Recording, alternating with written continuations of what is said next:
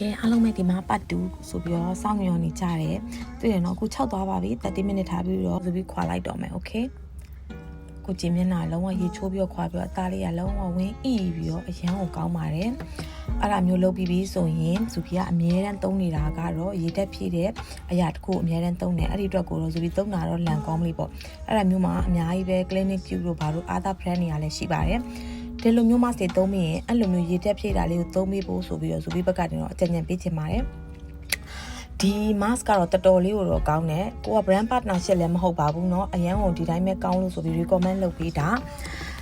dry skin တွေအတွက်ဆိုလို့ရှိရင်လည်းတော်တော်လေးကိုအဆင်ပြေတယ်။ Now သူကယောက်ျားလေး main ကလေး2ယောက်လုံးနှစ်ဦးအကုန်သုံးလို့ရတဲ့အတွက်ကိုအရန်ကို perfect ဖြစ်ပါတယ်။ဒါပေမဲ့နောက်တစ်ခု recommend ပေးချင်တာတော့ဘလို့ပဲ mask မျိုးကိုသုံးပြီးအဲ့လိုရေတက်ဖြည့်တာလေးတစ်ခုတွဲဖက်သုံးဖို့လိုတာကောင်းတယ်ဆိုတာကိုသူပြပြောချင်တာပါ။ Okay, see you on next vlog. Bye bye.